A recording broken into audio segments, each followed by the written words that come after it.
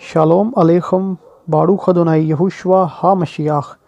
یعنی یسوع مسیح کے زندہ جلالی نام میں آپ سب کی سلامتی ہو اور آپ سب کی خدمت میں شبات شلوم یعنی سبت کا سلام۔ تو عزیزو، آج کے ٹاپک میں ہم جس چیز پر غور کرنے جا رہے ہیں وہ ہیں کائنات کی تخلیق کے 7 دن۔ جیسا کہ وائس کی کتاب کے پہلے باب کی 9ویں آیت میں لکھا ہے، جو ہوا پھر وہی ہوگا، اور جو چیز بن چکی ہے وہی ہے جو بنائی جائے گی، اور دنیا میں کوئی چیز نئی نہیں۔ آمین۔ تو عزیزو، اس آیت کا اگر آپ باغور مطالعہ کرتے ہیں تو اس میں بیان کیا گیا ہے کہ جو ہوا پھر وہی ہوگا، جو چیز بن چکی ہے وہی ہے جو بنائی جائے گی، اور دنیا میں کوئی چیز نئی نہیں۔ تو آپ کے دل میں، دماغ میں چند سوالات بھی آ سکتے ہیں کہ کلام خدا میں ہمیں بار بار پڑھنے کو ملتا ہے کہ نئے سرے سے پیدا ہونا، نیا مخلوق ہونا، نئی زمین اور نیا آسمان۔ تو آپ کی رہنمائی کے لیے اس چیز کو کلیئر کرتا جاؤں کہ جہاں جہاں کلام خدا میں یہ اصطلاح استعمال ہوئی ہے، وہاں اس اصطلاح کا مطلب نیا نہیں بلکہ ریسٹور ہونا ہے۔ جیسے کہ آدم کو ریسٹور کیا جا رہا ہے، دوبارہ سے اس صورت، اس شبیہ پر، اس جلالی ویلیو میں خدا بنا رہا ہے، ڈھال رہا ہے، تاکہ وہ اس کے رابطے میں ویسے ہی رہے جیسے وہ باغ عدن میں جلالی بن کے یہوہ الوہیم کے رابطہ میں رہتا تھا۔ تو یہ اصطلاح جہاں جہاں استعمال ہوئی کہ نئے سرے سے پیدا ہونا، نیا مخلوق ہونا، نئی زمین و آسمان، اس کا مطلب ہے کہ ان سب چیزوں کو نیا نہیں بلکہ ریسٹور کیا جا رہا ہے، جیسا ان کو ہونا چاہیے تھا اور جیسا ان کو ہونا چاہیے۔ اسی طرح اگر آپ مقدس پطرس کے دوسرے خط کا مطالعہ کرتے ہیں تو اس کی 3 باب کی 8 آیت میں لکھا ہے، اے عزیزو، یہ خاص بات تم پر پوشیدہ نہ رہے کہ الوہیم کے نزدیک ایک دن 1000 برس کے برابر ہے، اور 1000 برس ایک دن کے برابر۔ آمین۔ تو عزیزو، یہاں کائنات کے 7 جو دن ہیں، خدا نے، یہوہ الوہیم نے، کوئی شک نہیں ہے، کوئی ڈاؤٹ نہیں ہے کہ 7 دن میں ہی، 6 دن میں ہی کائنات کو خلق کر کے 7ویں دن آرام کیا، کوئی شک نہیں ہے۔ پر ان 7 دنوں کو یہوہ الوہیم ہماری دنیا کی ٹائم لائن کے مطابق، انسان کی ٹائم لائن کے مطابق وہ 7000 سال بھی کہتا ہے، 6000 سال جو ہماری دنیا کی ٹوٹل ٹائم لیمٹ ہے، اور 7واں 1000 سال جو 1000 سالہ بادشاہی کا ہوگا۔ تو جو کچھ تخلیق کے وقت 6 دنوں میں ہوا، دنیا کی ٹائم لائن کے مطابق 6000 سالوں میں پھر ہوگا یا ہوا ہے۔ تو بائبل مقدس میں سے اگر آپ پیدائش کی کتاب پہلا باب 4 آیت کو بغور پڑھتے ہیں تو اس میں آپ کو یہ دیکھنے کو ملتا ہے کہ الوہیم نے روشنی کو تاریکی سے جدا کیا۔ اب اس چیز کو ہم دیکھیں گے کہ یہ پھر ہوا، کب ہوا، کیسے ہوا، یا کلام مقدس کو بغور پڑھیں تو آپ پر یہ چیز واضح ہو جائے گی۔ جیسا کہ تخلیق کیا گیا آدم الوہیم کی مانند تھا، مطلب اس میں نور تھا، اس میں جلال تھا، وہ جلالی بدن رکھتا تھا۔ آدم کے پھل کھانے یا حکم عدولی کرنے یا نافرمانی کرنے کے فوراً بعد جلال اس کے بدن سے جاتا رہا، آدم نور سے تاریک ہو گیا۔ تب الوہیم جو کہ نور ہے، اس نے آدم کو، جو آدم اب تاریک ہو چکا تھا، خود سے جدا کیا، باغ عدن میں سے نکال دیا۔ تو عزیزو، بڑا واضح ہو جاتا ہے کہ الوہیم نے روشنی کو تاریکی سے جدا کیا۔ اسی طرح جب آپ دوسرا دن بائبل مقدس میں دیکھتے ہیں جو پیدائش پہلا باب اور 6 آیت میں ہے، جس میں لکھا ہے کہ پانیوں کے درمیان بیان فضا ہو تاکہ پانی پانی سے جدا ہو جائے۔ تو عزیزو، اس کو باریک بینی سے سیکھنے اور سمجھنے کی ضرورت ہے کہ پانی پانی سے جدا ہوا، کب ہوا؟ جب آپ پیدائش 7 باب 11 آیت کا مطالعہ کرتے ہیں، نوح نبی کے طوفان کا واقعہ آپ کو ملتا ہے، تو لکھا ہے، سمندر کے سوتے پھوٹ نکلے، آسمان کی کھڑکیاں کھل گئیں۔ اور اسی طرح پیدائش 8 باب کی پہلی آیت میں بھی یہ ہے کہ الوہیم نے ہوا چلائی، پانی رک گیا، سوتے بند ہو گئے، آسمان کے دریچے بند ہو گئے، پانی گھٹا اور گھٹتا گیا۔ اسی طرح 8 باب کی 14 آیت میں آپ کو مزید یہ دیکھنے کو ملے گا کہ زمین سوکھ گئی۔ تو اس پورے واقعے میں آپ کو جو فضا کا پانی، جو آسمان کا پانی، جو زمینی پانی جو پہلے مل جاتا ہے، اکٹھا ہو جاتا ہے، طوفان کی صورت اختیار کر لیتا ہے، اور پھر وہ پانی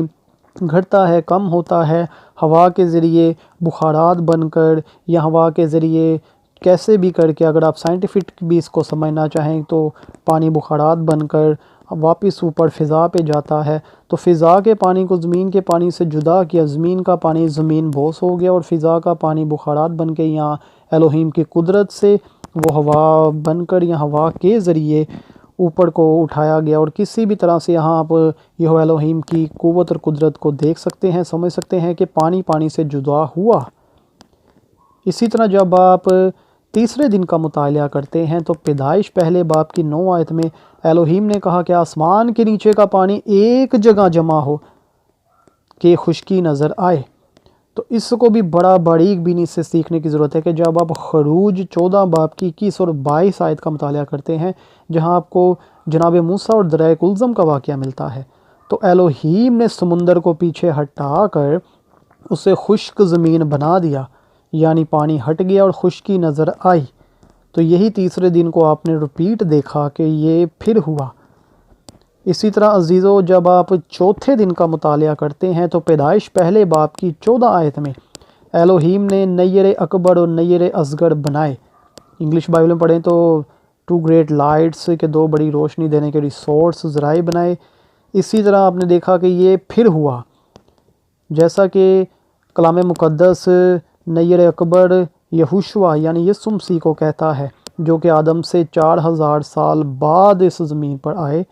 اور الوہیم کی نظر میں یہ چوتھا دن بھی ہے۔ تو چوتھے دن جب خدا نے نیر اکبر اور نیر اصغر بنائے، اسی طرح ہمیں یہ تمثیل ڈیکوڈ کریں تو اس کو ہمیں دیکھنے کو ملتا ہے کہ نیر اکبر یعنی بڑی روشنی کا ذرائع، بڑی روشنی کا جو سورس ہے، وہ یہوہ الوہیم نے یسوع مسیح کو یہاں دکھایا اور بتایا،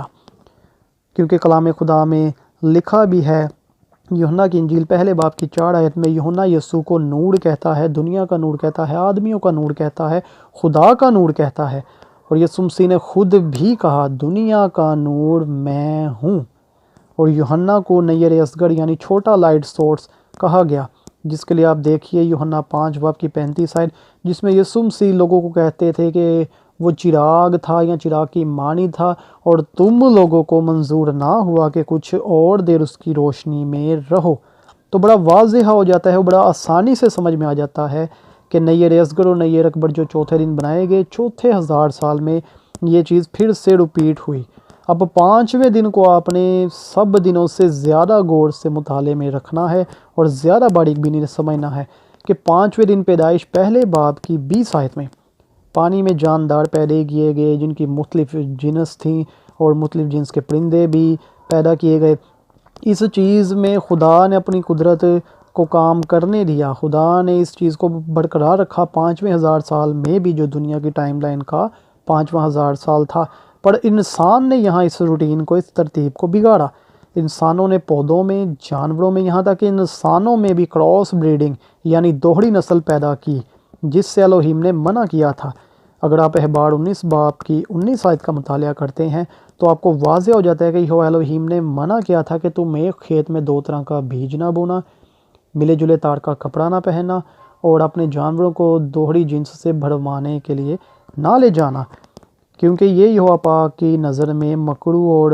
ملعون کام ہے۔ تو آج انسان ایسا کرتا ہے، جیسے ڈوگس کی نسلوں میں کراس بریڈنگ کرتا ہے، پیرٹس کی نسلز میں یا پودوں کی نسلز میں، اور کراس بریڈنگ کے ذریعے پھل اور سبزیاں اگائے جاتے ہیں۔ تو کراس بریڈنگ میں کون کون سے پھل اور سبزی آتے ہیں، یہ ٹاپک کسی اور دن ضرور شیئر کیا جائے گا، تاکہ آپ ان پھلوں اور سبزیوں کو نہ استعمال میں لا سکیں۔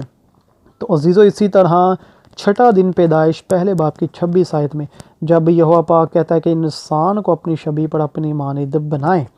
تو یہاں آپ دیکھتے ہیں کہ یہوہ الوہیم نے انسان کو اپنی مانند، اپنی صورت پر، اپنی شبیہت پر، اپنی کچھ صفات منتقل کر کے بنایا۔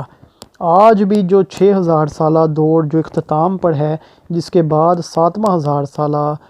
یہوہ پاک کی بادشاہی کا آئے گا، 1000 سالہ بادشاہی کا آئے گا، اس میں انسان یعنی آدم جو کہ باغ عدن سے نکال دیا گیا تھا، اب وہ الوہیم کی مانند اس کی صورت پر نہیں رہا تھا باغ سے نکالے جانے کے بعد۔ آج آخری دنوں میں یعنی 6,000 سالہ دور میں الوہیم انسان کو درست تعلیم سکھا کر دوبارہ سے نورانی اور جلالی بنا رہا ہے، اپنی مانند بنا رہا ہے۔ غور کریں کہ کلام خدا کیا کہتا ہے۔ کلام خدا کہتا ہے کہ آپ لوگ درست تخلیق جو یہوہ پاک کی تخلیق ہے اس کو سیکھیں، درست کیلنڈر جو بائبلی کیلنڈر ہے، بابلی نہیں، کیونکہ جو کیلنڈر استعمال کیے جا رہے ہیں وہ بابل سے اڈاپٹ کیے گئے ہیں، غیر قوموں سے اڈاپٹ کیے گئے ہیں۔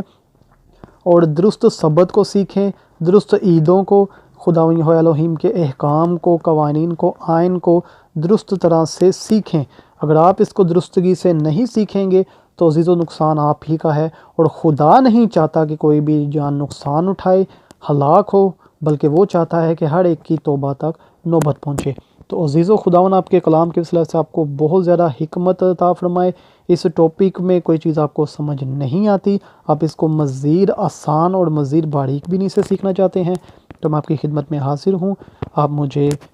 کمنٹ میں یا لائیو کال کر کے رابطہ کر کے کہہ سکتے ہیں۔ تو خداوند آپ سب کو برکت دے۔ باروک ہاشم، شالوم علیکم۔